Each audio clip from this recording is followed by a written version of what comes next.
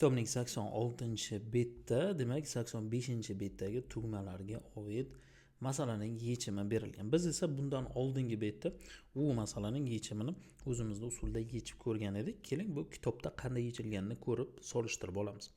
Demak, u yerda A variantda, demak, birinchi qilinadigan ishimiz sifatida bu yerda birdan yashil va qizillarning demak qiymatini ayirib tashlaymiz. Ya'ni 1 ayrilgan 4 dan 1 ayrilgan 3 dan 1. Bularga barchasiga umumiy mahraj beramiz.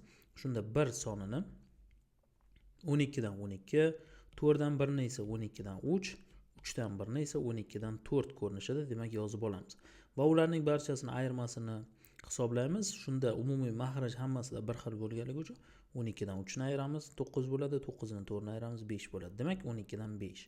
Bu demak yashil va oqlarning demak qismi hisoblanadi 12 dan 5.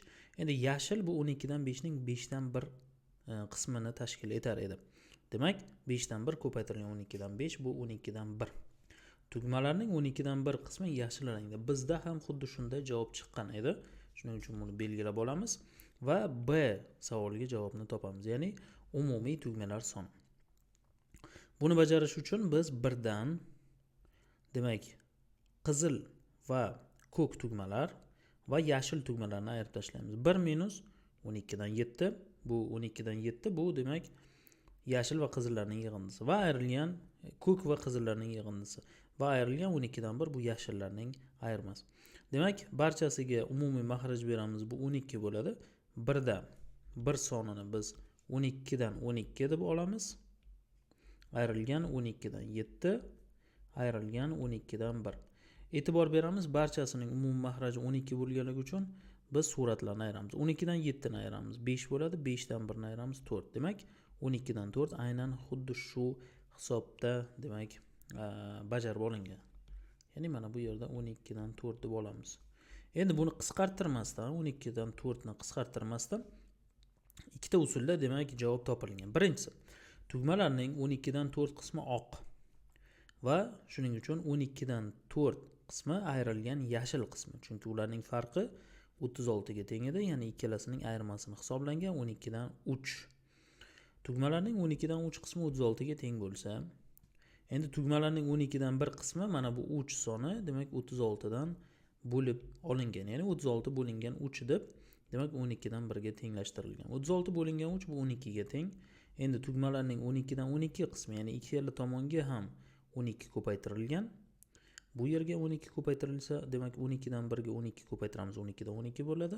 Ya'ni bu 1 ga teng.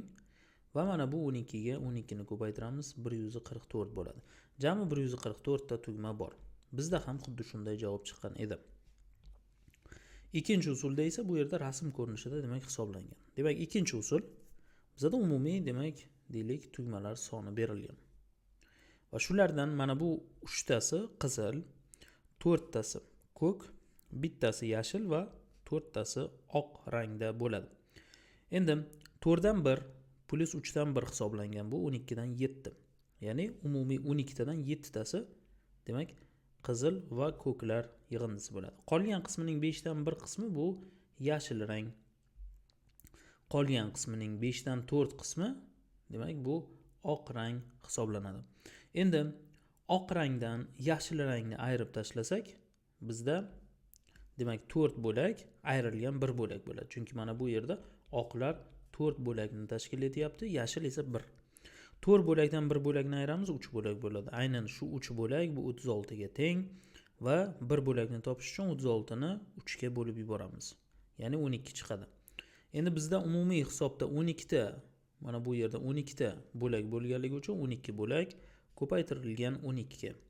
Ya'ni bu 144 ga teng. Jami 144 ta tugma borligi bunda ham kelib chiqadi. Demak bizning ham javobimiz, kitobdagi javoblar barchasi bir xil bo'ldi. Bu 144 ga teng va o'zimizda yozib olamiz.